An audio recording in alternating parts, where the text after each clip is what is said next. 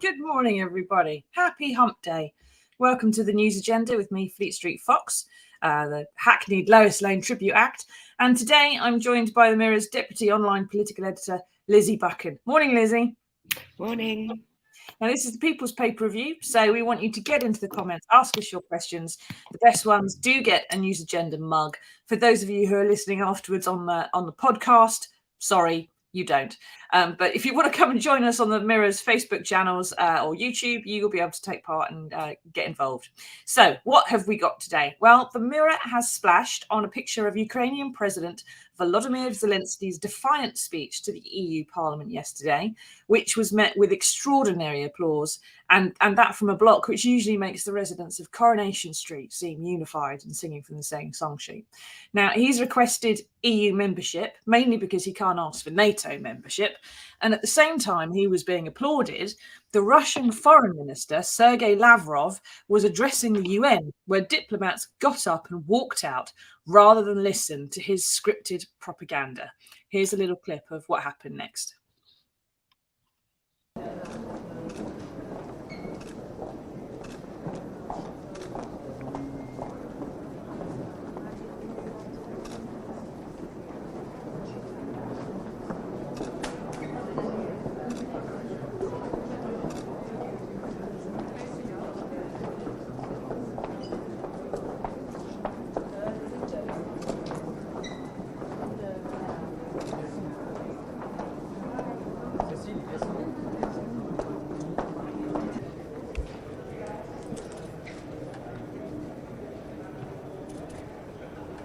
But they cannot attack our freedom. We will fight until the end, and we will win. We feel your support. We greatly appreciate all your support. And the steps that we have taken today in International Geneva send a very strong signal to the Russian Federation that such actions are not acceptable, are not tolerated in the 21st century. That looked a bit more like people going through airport security in the first bit of that video. Probably didn't work for anyone on the podcast. But that last speech there was from the Ukrainian representative to the UN. And they are both sort of extraordinary moments, really, aren't they, Lizzy? And they show more than anything that Vladimir Putin really miscalculated the degree of foreign opposition to his attack on Ukraine. I mean, he's done more to unify the West than any US president's ever managed, hasn't he? Yeah, things have really dramatically escalated in terms of the response to Russia's actions in Ukraine. I think at the start, obviously, Vladimir Putin clearly believed that it would happen much more quickly than it did. And the sort of initial Western response in terms of sanctions and things like that was sort of a bit muted. But in recent days, there has been a huge snowball effect of businesses, international sports, governments kind of walking away, really tough sanctions starting to come in. The UK last night put its first round of sanctions on Belarus for its actions in supporting the Russian invasion of Ukraine. And the international condemnation has been, unified. I mean, even China has said to Russia, that that they need to sort of that they don't support those aims. So, I think Vladimir Putin's finding himself increasingly isolated, which you can see so starkly in that clip there. Yeah. Now, at the same, to keep asking your questions, what do you think about the diplomats walking out of the UN? Do you think that was powerful, or do you think that it didn't really achieve anything? Now, at the same time that the Ukrainian capital, Kyiv, is being encircled by Russian troops, there's missile bombardment, there's people hiding in the basements, making Molotov cocktails, and they are bracing themselves for a blitz, it says there.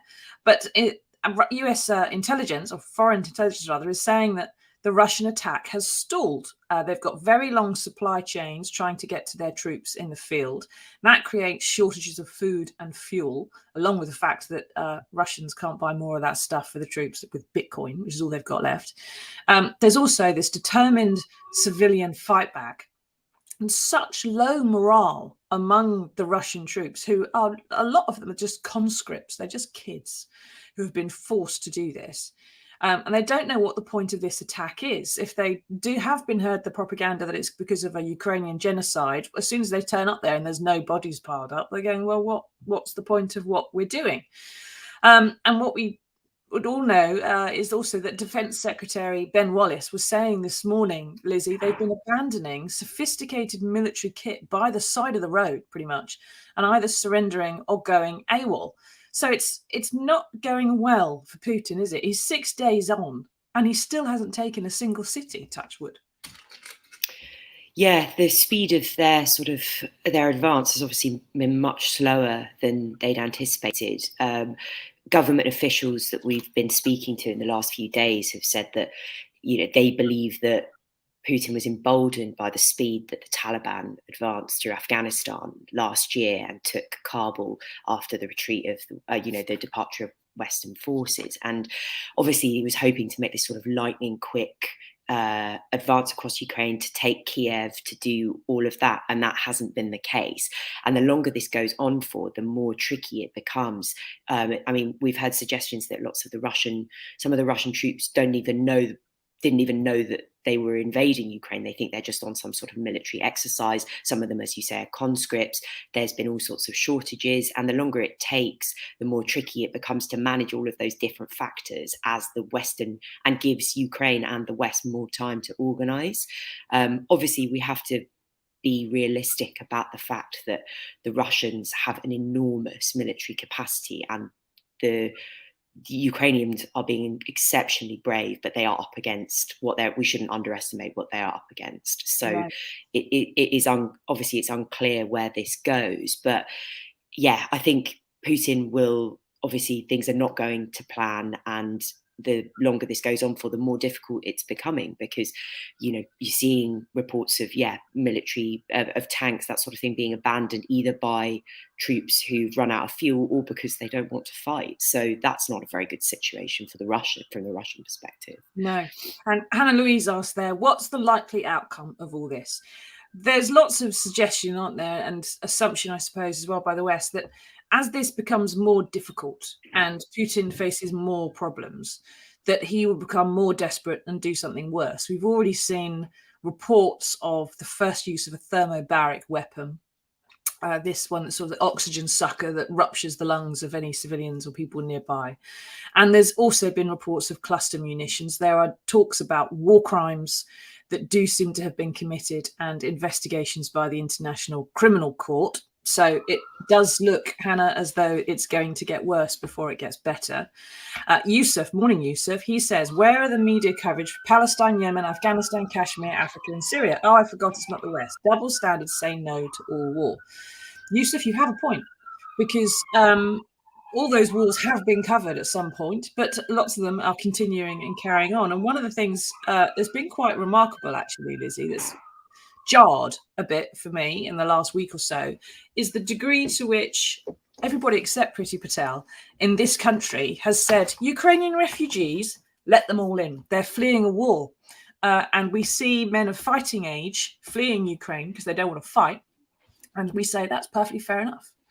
And when we saw exactly those things with Syria and with Iraq, men of fighting age running away, and people reacting to horrible wars and the events where there were war crimes going on as well, we said, well, we don't want them over here. They're not refugees. They're just fleeing because the economy's bad.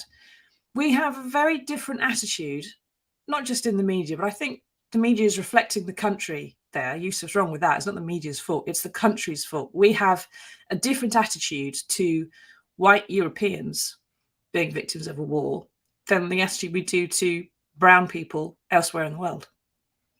I think there's certainly an element of that. I mean, you've seen some of the coverage, sort of global coverage of this has been quite poor, in the sense that, I've seen reports where people are suggesting, saying things like, oh, what's happening in Ukraine could happen here because they're just like us, as if to suggest that wars in other countries, that wars in the Middle East, in Africa, are happening to people who are not like us, which is obviously unacceptable. So there's been some poor reporting around this, and I think you're correct that, as you say, that some media does reflect that wider view across the country that you've seen in the fact that when the small boats were coming across the channel, that people who are fleeing from persecution, from war, from all sorts of things, are treated as if they're, it's like sort of migrants who are on the take. Why don't they go back to their own country and fix Exactly. Yeah, it's ridiculous. So there is that huge inconsistency there, and I think that the issue is that a colleague coming in to bring me a coffee. Very kind. That's Dan, our online political editor. So working very hard. Does the news agenda for those who aren't watching online or in the podcast. Someone appeared in the back of Lizzy's screen. Luckily, the friend of the. Anyway, podcast. you were making an important point. Yeah, but I think you're correct that there is that double standard there, and there's some quite interesting things. I was reading some reports this morning about how there's some suggestion that Priti Patel told the cabinet that the Ukrainians are reluctant for men of fighting age and for citizens to go to London, to Paris, to Berlin, because they think they might not come back, and that they would rather people were sort of fleeing to neighbouring countries so that they would be more invested in returning to Ukraine to rebuild whenever this ends. Mm. I have not had a sense of whether that is correct or not, but obviously the UK is taking the same position that it took with Afghanistan, where they basically refused to waive checks, security checks, because they're concerned. Priti Patel told the House about, extremists getting into this country, despite the fact that we did waive a lot of rules for people coming from Hong Kong. So there are huge inconsistencies in our it's also policy. Worth pointing out that the golden visa scheme, by which Russians who could pay $1 million or so quid could get a British passport, only ended a week or so ago. So thanks, Priti Patel. Now, Luke O'Sullivan says, morning, Luke, all war criminals need to be convicted. This includes Putin, as well as Tony Blair and George W. Bush. We'll leave that one, I think, to one side. I'm not aware of Tony Blair and George Bush ever being accused of using cluster munitions or thermobaric weapons or targeting civilians intentionally. Now, which Putin has been accused of. Now, and also, someone accused of a crime doesn't mean they committed a crime. Now, Becca Ann, morning Becca, says he's a nutter. Think we're talking about Putin as opposed to Tony. Why does he want to take so many innocent lives? It's sick. Come on, Trump, step in. He acts on his actions, save Ukraine. I don't know what you expect a man who owns golf courses to do, Becca, but that's where Trump is at the moment. He's a man with some golf courses and quite a few FBI investigations hanging over him. So I'm not quite sure what he could do because he didn't do an awful lot about Putin when he was in power. But nice try. No. Nice try, Vladimir from St. Petersburg, who's called in there. So there are some other things going on with all this. So we've got Kyiv's been encircled by the Russian troops, but those troops aren't doing terribly well. The Russian ruble has also sunk. France has started seizing assets of oligarchs. There are runs on Russian banks, huge queues forming there trying to get cash out. People in Russia are getting their cash out and trying to buy expensive electronic kits in order to hold its value, if you like. But Apple have stopped sending products there. Apple Pay no longer works. Contactless payments have collapsed across Russia. And on pages 8 and 9, there are also huge queues at the border of Ukraine, as our colleagues Paddy Hill and Andy Lines, who are there, join those fleeing for safety from an imminent Russian assault, which is expected to be more vicious, as we said. And on pages 10 and 11, there's a look at what might happen next. And pretty much all of it is bad, Lizzy. So where does Westminster think? This is one of the questions we had right at the beginning. How is this going to end up? Where does Westminster expect this to end? Do we expect it to be in peace talks where Ukraine is broken up? Do we expect it to be in just an unending civil conflict? Or is Putin ever going to just reverse the tanks out of Ukraine? It's unclear at the moment. I mean, the sense that we're getting, and certainly what the Foreign Secretary and the Defence Secretary have been saying, is they think that this conflict is going to go on for quite a long time. So in some form, maybe not with the intensity that it is over the last few 6 days. But Liz Truss has been warning it could go on for another 10 years, that there could be that it's going to get worse before it gets better as well, that the level of civilian casualties that we're starting to see are probably only going to increase, that the more cornered Vladimir Putin feels, the more drastic tactics he will use. Officials that we've had briefings from have suggested that the tactics that the Russians are using were honed in Syria, and so we can look at what happened in how they surrounded Aleppo, the use of bombs, that sort of thing. Well, in Aleppo, they laid it siege for 4 years, and then they broke it with chemical weapons. Exactly. So the Ukrainian ambassador to the UK yesterday was saying that they believe that Putin will try and starve the residents of Kyiv out, and that that these tactics could continue, that this is the sort of tactics we're going to see, this sort of style, the kind of weapons that President Assad used against his people in Syria. This might be the sort of thing that we might start seeing. So I think the fighting is certainly, at the moment, we're expecting that the fighting is going to continue. It depends on how long the Ukrainians are able to fight for, how long, whether they're able to hold the Russians off, and whether Vladimir Putin continues to maintain the support of the people around him. Obviously, he's a dictator, so he imposes his will upon the Russian people, but it depends whether his allies, his most close allies, these oligarchs, his generals, they are really the only people who would be able to stop him, short of some sort of military intervention by the West, you would have thought. So that's something that that Western officials are obviously watching for, seeing what the situation is in Russia. But at the moment, the UK and the US and the rest of NATO forces have made it extremely clear that that NATO is not going to enter Ukraine, that they're not going to send troops, and that they're not going to impose a no-fly zone over NATO, because they believe that this is tantamount to a declaration of war against a nuclear power. So it would lead a NATO power shooting down a Russian jet, which then gives the Russians excuse under their nuclear doctrine. As James is saying there, do you think Putin's mad enough to use nuclear weapons? If we were to shoot down, a British jet were to shoot down a Russian jet under his own rules, that is excuse for nuclear weapons time. And I don't think you can rule anything out with Vladimir Putin. I don't think you can take anything off the table. So yes, there is that possibility, which I think is why the Western response has been what it has, that they're still trying to reach out through, trying to call up for him to de-escalate, even though it doesn't seem that that's going to happen. But the West is obviously trying not to provoke Russia further. So yeah, it's a very difficult situation. There are a lot of different factors at play. So it's, in the short term, it's very hard to see what, where this goes. But I think whatever happens, this is going to be something that we're going to be dealing with for a number of years, whether it's fighting or whether it's the attempt to rebuild after the devastation that is being wrought across Ukraine. Yeah, and it's worth bearing in mind, Ukraine produces 10% of the world's wheat. Without wheat, there's no flour. Without flour, there's no bread. So the cost of very basic things that are cheap at the moment in our supermarkets are going to do this for quite a while, because it's spring coming on too soon in Ukraine. There's not going to be anybody to sow the wheat. Are they going to be in a fit state to harvest it come the autumn? Are they going to be able to produce it? The big thing with wars is not just obviously the horror of the fighting, it's what it disrupts all around it as well. And 10% of the world's wheat is going to be off the table for a year or two, I would have thought. Now, Sidoni, good morning, Sidoni, says, why can't the troops storm him and just arrest him?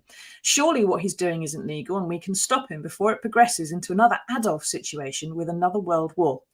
Okay, so only a few things there to unpack. At the moment, Putin is in a bunker under Moscow. So storming in and arresting him would involve either an invasion by foreign forces, which means nuclear time, or it means his own generals staging a coup, which is very unstable time around nuclear weapons, still bad. What he's doing is illegal, and there have been discussions about the International Criminal Court at some point in the future, which hopefully as well will stop his troops committing any more atrocities in his name in Ukraine.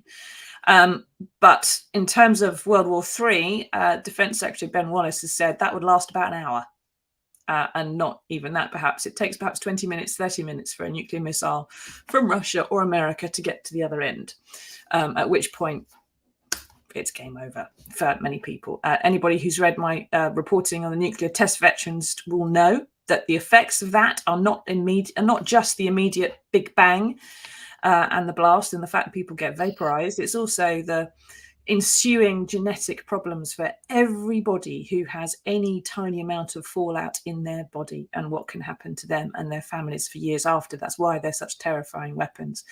If the cloud were to blow over Moscow, it gets him just the same as it gets anybody else. But remember, the effects of Chernobyl, which happened in Ukraine in 1986, were found and discovered in the UK. There was fallout from that came here. So a nuclear blast would be worse. David says, how long will sanctions be in place for? Is it going to be permanent to break Russia? This is one of the things, isn't it, Lizzie, which they will look at lifting if he comes to the table and wants to talk peace. Because my instinct is that the Russian progress is going to crumble. But don't know, however, how much time. But if the troops, they're conscripts, they're poor, they're underfed, they're cold, they don't know what they're doing, and there are no signs of genocide, they're going to crumble away. His support in Russia itself is crumbling away. The oligarchs are turning against him. He is going to have an off-ramp at some point and a way to get out of this offered by the West. And he's going to have to come to the table and perhaps ask for Donbass to be given to him in return for sanctions being lifted and he'll retreat or something like that. And that's why some of these sanctions may stay in place forever, and some of them will be lifted if he comes to the table. Yeah, so at the moment, the sanctions have been imposed without an end date, but that's obviously something that can be reviewed at any time. That I think the government the UK government certainly has made it clear that this is linked exactly to what's happening in Ukraine. And so some of these sanctions could be lifted, certainly, particularly, whereas some of them could stay in place depending on what the kind of outcome of the situation is. Obviously, some of the ones on individual people could be lifted, whereas perhaps they might keep some of the longer term things, such as, the sanctions on Russian banks, that sort of thing. But I think it's a piece of leverage, the sanctions. So these can be, if he was to de-escalate, then that would be something that would be on the table, obviously. That's how you ratchet things down again. Once they've ratcheted up, you can de-ratchet. Another question on this. Jackie says, this whole thing has utterly heartbreaking. We cannot ignore the needs of others. I see we're implementing sanctions, but it's not enough. People are dying. They're losing their homes.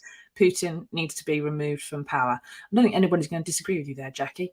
I think it's a case, though, of waiting to see how and when he gets removed from power. He's 69 at the moment. He's recently changed the Russian constitution so he can have another 2 6-year terms as president, which would mean he was in his 80s by the time he finally finished. And there are general elections for him in 2024, same year that we have an election for Boris Johnson planned.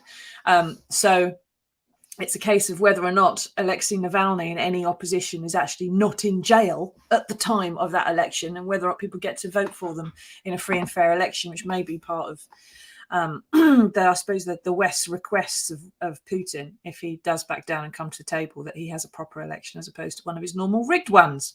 Now, we need to move on to some other stories, and there is some other stuff happening in the world. Back at home, in news that you may have missed, our MPs are going to be getting a £2,212 extra every year because of the cost of living crisis. So their pay is going up 2.7%, while everyone else, I haven't noticed any pay going up, if the editor is watching. What's all this about, Lizzie? How are they managing to justify it? So MPs' pay is reviewed every year by an independent body called IPSA, which was basically set up after the expenses scandal to kind of take the power outside of, to give the power to an independent body, basically, so that MPs didn't look like they were just giving themselves pay rises all the time. So MPs' pay has been frozen for the past 2 years because of the pandemic. They tried last year, I believe, IPSA recommended increasing it, but it came at a time when, there was public sector pay wasn't rising, and it became so politically difficult that the Prime Minister and Keir Starmer both said, we can't do this, and so they did a U-turn on it, and it was frozen. So this is the first time that it's been increased since the pandemic. Obviously it's a 2.7% rise, so it is below inflation, but it also is not great timing because it's coming in April, which is when obviously we're going to see the real impact of some of the cost of living stuff. So that's when national insurance contributions rise. That's when the energy price cap rises as well. So you're going to see normal people being absolutely clobbered by some people getting nearly £700 increases to their energy bills, and facing increases in their national insurance contributions, whilst MPs are getting a pay rise. So some savvy MPs have already come out and said, I'm going to donate my pay rise to charity. There's the Labour MP, Nadia Whittam for Nottingham East, who made a vow when she was elected that she would never take more than 35 grand of her salary, so she gives the rest to charities in her constituency. So some MPs will do that. A lot of them will take the pay rise and will make the argument that being an MP is a tough job, which I think everybody would accept it is. There are tougher jobs, but some of them make the argument that it's adequate compensation for the roles that they do. So It's up for our readers to decide whether they think that's right. Yes, I think everyone would happily vote for Nadia right now. Jade says, that's crazy. MP's money going up. Everyone else is suffering. Yep, I got my fuel bill estimate for next year. It's gone up 40%. Thank you very much, everybody. And it's probably going to go up more because of Mr. Putin and what he's been doing as well. Pamela says, they get pay rises. The public sector don't. Actually, Pamela, I think the public sector pay rises have gone up quite significantly this year, although it is below the level of inflation. So because inflation is doing this, going all the way up here, and pay rises coming up a bit, but it's still not enough. It's effectively a cut in real terms, but it's just pretend money these days, isn't it? It's just theoretical pay rises. Here's some more money. We'll take some more away from you. Ronald says the NHS should be getting a bigger pay rise. Yes. They shouldn't they? They should have had one quite a long time ago, and they should not have had their budgets frozen and effective cuts in real terms for decades, and constant reorganisation that just made the whole thing worse. Right. Anyway, what a crap hole we've just been discussing. But there is some good news in the world, all right? I keep asking us your questions. First off, how do you feel about Ukraine? How do you feel about how it is looking for Putin? Do you think he's going to be crumbling soon? Do you think that things are going to get worse? Are you Ukrainian? How do you feel about what you can see going on in your homeland? And do get into the questions. We'll try and wrap up with a few at the end. But in the meantime, here is some good news that will make you feel better about Britain.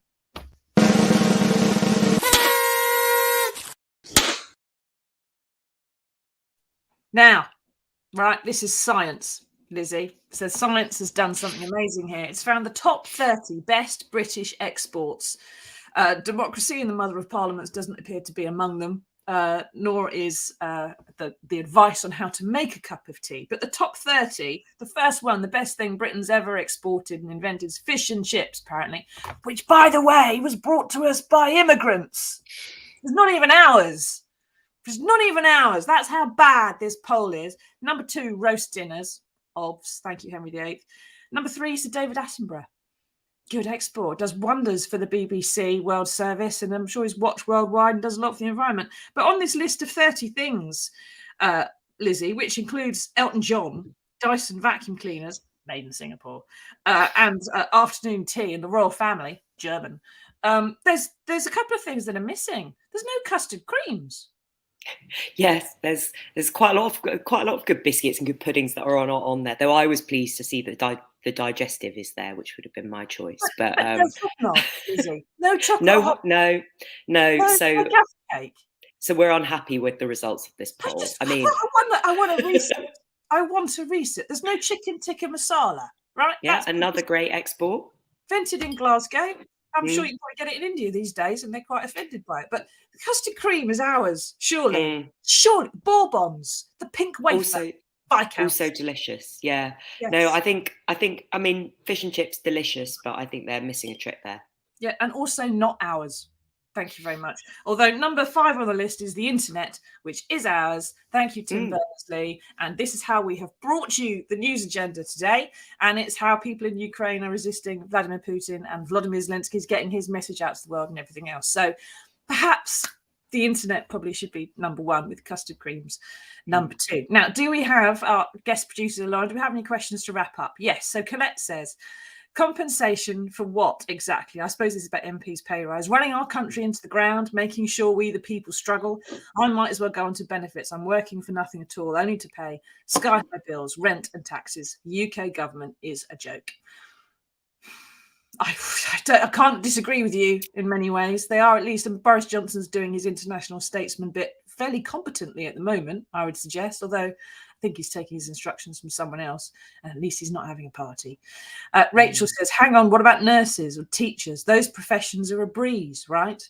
Are they getting more or less than the 2.7%, Lizzie? I have to check. I think it's around the same. I think it might be slightly more. I think the figure 3% rings a bell. Yeah, I think it's like low threes, basically. Of course, so I think it's they're not more. on £83,000 to start with, are they? No, they're on a much lower base level. So yeah, and 25 grand for a job that involves standing up all day and horrors and the COVID pandemic and having to care for people while wearing a bin bag because there's no PPE is significantly more difficult than sitting on some green benches for 6 months a year and occasionally holding a constituency surgery and asking people to do you favours, which may be a difficult job in some cases. I know lots of MPs that I admire hugely for what they do, but...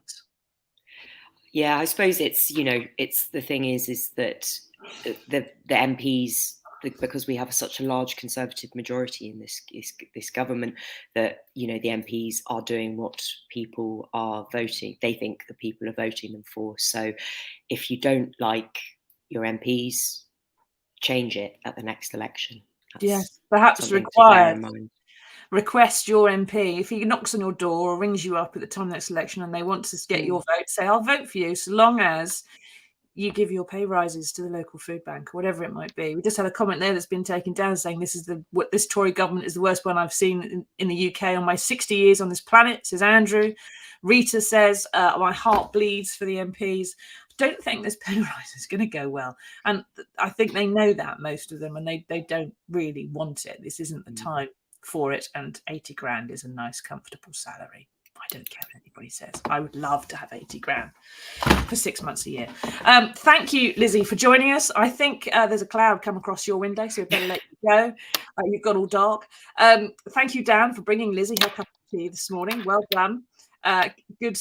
Good work husband duties. Thank you, everyone, for taking part. And we'll see you next Monday for another edition of the News Agenda, when hopefully there will be some happier news from Ukraine. Thanks, everybody. Bye-bye.